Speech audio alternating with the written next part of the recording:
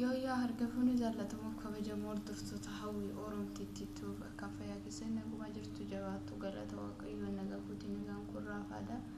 Nagaa Waaqayyoo iddoo isin jirtan isin habaayyeetu jecha har'ammoo dhufiin jira. Isin jedha hordoftoota kiyya. Akkuma beekamu amma Ramadaana baay'ee nama godhachuudha miidiyaa irraa badeera. Deebi'ee dhufiin jira isin jedha.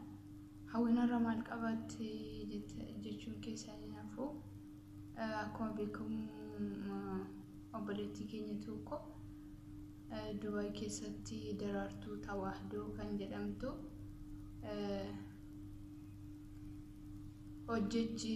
hojjechiistuu isheetu morma irraa kuttee jedhanii morma ishee murtee jechuudha. Garuu lubbuudhaan waa tokko hin taane haga ammaatti jechuudha.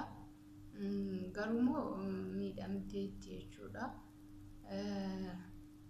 Kanaafiyyuu maatii qabdi waan ta'eedhaaf isa dhiiga morma ishee dhiigaan jiru sana poost gochuun utuu hafi natti tola. Sababiin isaayyuu maatiin irrifata. Isheen amma poolisii harka jirti jechuudha. Shamarroonnis ijoolleen keenya kallattii barbaachisu hundumaan akka qarqaaramtuuf mari'ataa jiru jechuudha.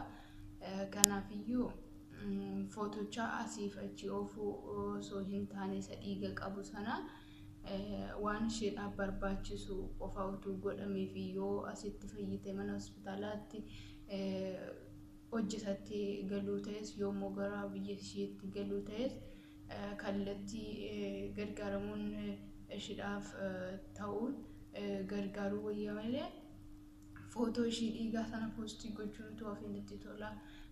Beetasabni ishee maatiin ishee utuu arganii baay'ee rifatu waan ta'eef jechuudha. Ishee Waaqayyoo ishee hambiseera lubbuudhaan jira jetteetti dhiibbaa xiqqoo ishee miidhamtee jirti jechuudha. Kana booda tuquun danda'anu poolisii harka jirti. Kanaafiyyuu warri immoo akka waan isheen lubbuudhaan waa tokko taate illee dubbataa jiran miidiyaan kun waan danuutu hin hubatiin kan dubbatan namoonni jiru waan ta'eef akka waan lubbuun ishee baateettis kan dubbataa jiran waan ta'eef mucayyoon lubbuudhaan jirti garuu miidhamteetti mana hospitaala jirti poolisii harka illee jirti malee lubbuun ishee hin darbine jechuudha. Kanaafiyyuu haasaa hubannee kaaniitu qulleeffannee kaaniitu dubbannee wayya. Isheen biyya ormaa jirti maatiin ishee biyya jiru irrifatu jechuudha yoo kana dhagaanu yoo dhiiga kana arganu. Kanaafiyyuu footoo dhiiga qabu sana poostii gochuutu dhiiftanitti tola. Warri lubbuudhaan darbite kan jedhanii haasa'aa jiran illee jiru. Kanaafiyyuu mucaan lubbuudhaan akka jirtu ofisheetti dubbattee jirti jechuudha. Reekoordii hiriyoota isiitiif